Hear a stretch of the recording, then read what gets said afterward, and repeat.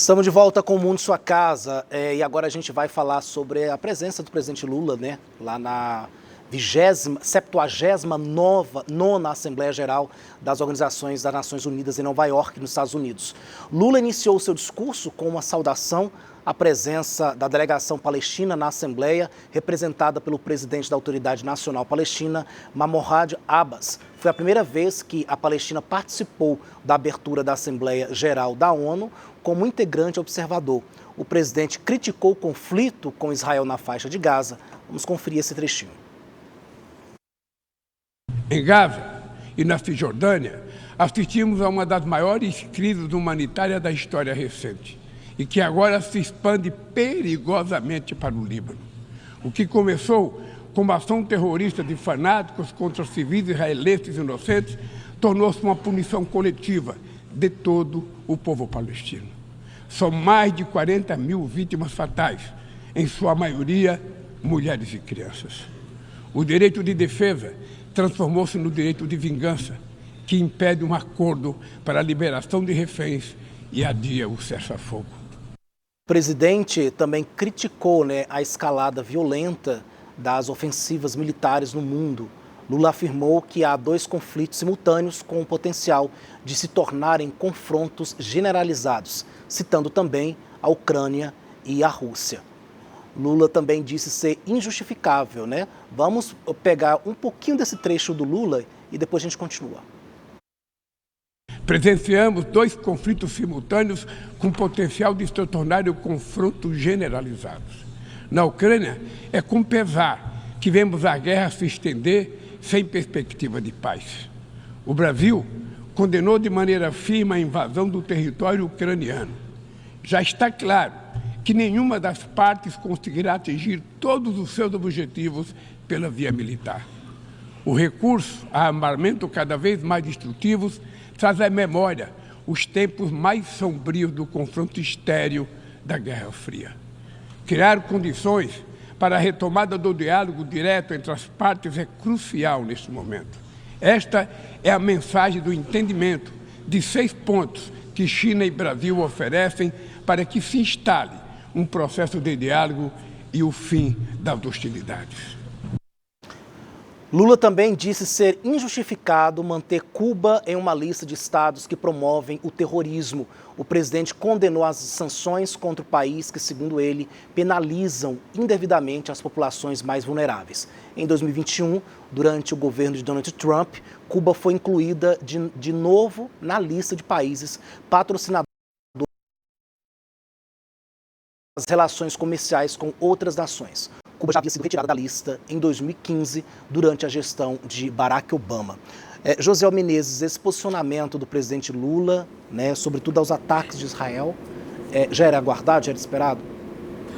Já era esperado, Alex, mesmo até por causa dos primeiros posicionamentos do governo, do PT no Brasil, que preferiu dar uma força maior para a questão até da luta do Hamas ali, com relação a Israel, ou seja, não classificou o Hamas ali como grupo terrorista e tudo mais, e o próprio Hezbollah, todo mundo sabe que a situação não poderia ser dessa maneira. Eu acho que o presidente Lula, ele está igual àquele cidadão que olha para a grama do vizinho, vê a grama do vizinho, que a grama do vizinho está amarela ali, Aí ele esquece que a grama dele nem existe, ou seja, ele está olhando lá para a Europa, lá para o Oriente Médio e esquece que aqui na América Latina a Venezuela passa por um conflito muito grande, ou seja, ele nem citou a questão Venezuela quando está falando de democracia.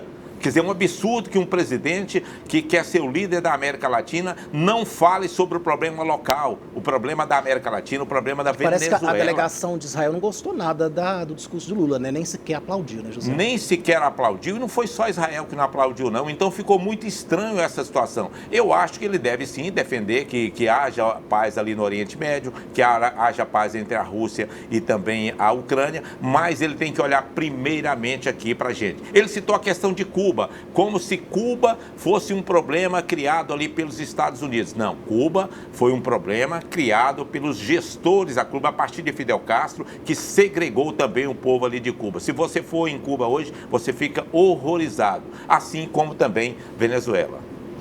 Professor Márcio Manuel, inclusive eu queria a sua análise sobre essa questão mesmo de Cuba. Cuba deve ou não entrar nessa lista, né, de país aí que é uma ameaça ao terrorismo? Bom, antes disso eu quero jogar uma pá de cal no tema anterior e dizer que quando eu falei do Pablo Marçal, eu falei exclusivamente do posicionamento do Carlos Tramontina no que se refere à expulsão do Pablo Marçal do debate. Eu não citei a questão da cadeirante, o tema não era esse, e dizer também que o José Luiz da Atena, ele foi advertido e ele só não foi expulso porque ele não reincidiu-se. Ele não foi reincidente por falta da mesma natureza. Esse é o primeiro detalhe. Com relação à fala do presidente Lula na ONU, evidentemente que alguns conflitos acabam deixando o mundo de orelha em pé.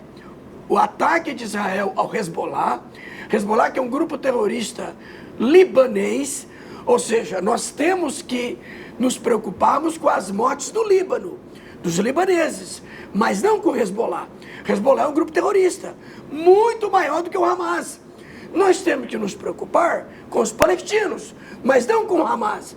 Essa história que Lula não admite que Hamas é terrorista, essa história que Lula e que Guilherme Boulos tirou foto com o integrante do Hamas, isso é mentira, isso é fake news.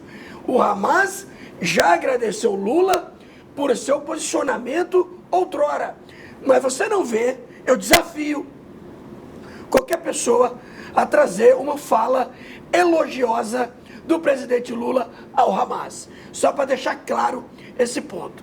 No que se refere a Cuba, que é o ponto que o Alex Attanasio me questionou, Cuba não é um país terrorista. Cuba é um país ditatorial, Cuba é um país de ausência democrática, Cuba é um país de ausência de liberdade de expressão, de liberdade comercial, isso sim. Mas daí ser terrorista, isso não. Não era terrorista nos tempos de Fidel Castro, não era terrorista nos tempos de Fulgêncio Batista, que foi antes de Fidel Castro. Fulgêncio Batista apoiado pelos Estados Unidos. É diferente você falar que um país é terrorista, que apoia terrorista, que patrocina terrorista. Cuba não tem dinheiro nem para eles. Hoje, as compras em Cuba, está aparecendo a imagem paralela à minha fala, ali eles anotam na caderneta o que pegam. São alguns ovos, algumas batatas, alguns quilos de arroz e de feijão, tudo muito minguado. Por quê? Exatamente devido à suspensão de relações comerciais que Cuba foi imposta a partir da crise dos mísseis, lá nos anos 50, em plena Guerra Fria, aonde Cuba apoiava a então União Soviética. Cuba é chamado de Ilhas Doces, porque planta muita cana e muita banana. E aí, na época, o que a União Soviética fazia para ajudar Cuba?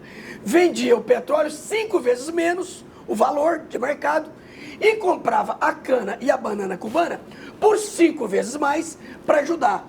Então, essa relação que os Estados Unidos consideravam uma promiscuidade diplomática entre a então União Soviética e Cuba, isso fez com que Cuba deixasse a União Soviética instalar mísseis apontados para os Estados Unidos.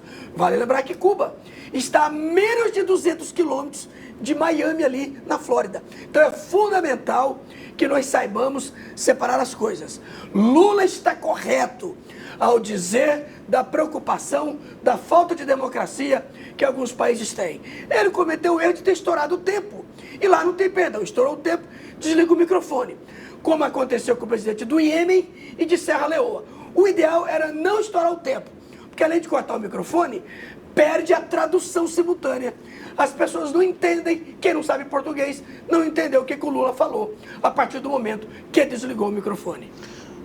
Temos algumas mensagens aqui. O professor Luiz Roberto manda dizer o seguinte, que o senhor está passando pano para os problemas, que o Lula está passando pano para os problemas mundiais, abandonou o Brasil. Pelo amor de Deus, professor. Não, ele não abandonou o Brasil. Alguém tem que ir em uma reunião tão importante da ONU. Quem foi ele? Foi Janja, foi Arthur Lira, presidente da Câmara, foi também Rodrigo Pacheco, do Senado. É normal essa comitiva, como é que é o nome do telespectador aí, do ouvinte? Luiz Roberto. Luiz Roberto, esse tipo de gestão normal não abandonou o país. O Brasil não está abandonado. O vice-presidente existe para isso. Geraldo Alckmin, ele existe para isso, para assumir a gestão do país de maneira provisória, por alguns dias, enquanto o presidente está viajando. O Brasil não está abandonado, a economia está equilibrada, somos a 8ª potência do mundo e semana atrasada tivemos deflação. Não existe abandono. Para de torcer contra, Roberto.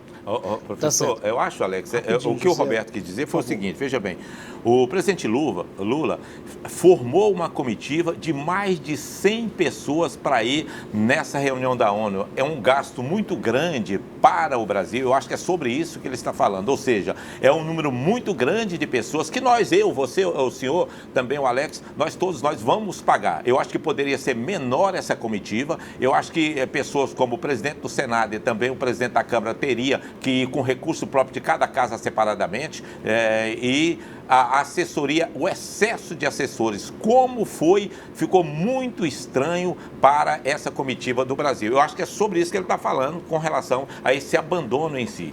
Tá certo, agora são 8 horas e 12 minutinhos, eu vou só registrar aqui algumas participações antes da gente ir para o próximo assunto, porque a Paty Melo, ela diz aqui, bom dia meus conterrâneos, matando a saudade do meu Goiás, aqui de Londrina, Paraná. Obrigado, Paty, aí pela audiência em Londrina. E ela fala, gente, que absurdo é esse, Goiânia sem pit dog é impossível. Não, calma, Paty, parece que a prefeitura já deu uma resposta aí, a coisa vai se organizar, até porque os pit dogs fazem parte hoje do patrimônio imaterial do nosso estado de Goiás, né? Nós temos essa lei. Nós também, eles estão querendo apenas só fazer uma nova licitação. Temos também a participação da Daniela Caldas, também que fala sobre essa questão dos pit dogs, tá tudo ok, já respondi. Rosa Maria Salles, bom dia, professor Márcio Manuel. Não fala isso não, que a internet vai acabar. Já faz parte da nossa vida, a internet é necessária. O Tramontina é um despreparado, segundo a opinião da Rosa Maria Salles, professor. Eu não disse que a internet vai acabar. Eu estou dizendo que às vezes as pessoas dizem que o rádio vai acabar com a internet, com as plataformas digitais, o rádio tornar-se-á obsoleto, ultrapassado, demodé, fora de moda. Aí o que eu estou dizendo? Eu estou dizendo que o rádio, ele é tão herói da resistência que se um dia é mais fácil a internet acabar do que o rádio. E se um dia a internet acabar, quem vai dar a notícia vai ser o rádio. É lógico que a internet não vai acabar. Quanto mais o tempo passar, mais a internet vai ser bombada, vai ser forte, vai ser intensa. Eu não disse que vai acabar. Eu estou dizendo que o rádio não vai acabar, porque é resistente. E se um dia a internet acabar, o que eu acho muito provável, quem vai dar essa notícia, adivinha quem vai ser? O rádio. Deixa eu só concordar com o professor rapidinho. Professor, eu concordo com o senhor com relação ao rádio. Veja bem, nas enchentes do Rio Grande do Sul, veja bem, não tinha internet e as pessoas se comunicavam através de rádio. Inclusive, foi feita uma campanha de doação de rádio de pilha, porque não tinha, inclusive, energia elétrica, e as pessoas recebiam informações através dos rádios, né? Então, nesse ponto, o senhor está correto. Parabéns, José. É isso mesmo. Matou tá certo. O professor, o senhor falou uma palavra aí, é demodé, é isso? É fora de moda? Demodé, fora de moda, ultrapassado, não usa mais. A paixão anda demodé? Como é que é? A paixão anda demodé? Não. Não? O amor e a paixão estão sempre na moda. Sério, professor? Sempre. Eu tô achando que... Isso não me deixa mentir os casais. Pode observar que principalmente naquela data chamada Dia dos Namorados, não tem vaga em motel, em hotel, em instâncias, tudo lotado. Isso fica claro, a paixão e o amor. Ainda estão no ar. Eu super no ar. Concordo Super. de novo com o professor. Eu, por exemplo, tenho 40 anos de casado, né? Então, para você ter ideia, o amor tem que sempre estar no ar. Tá certo, José. Olha, brincadeiras à parte.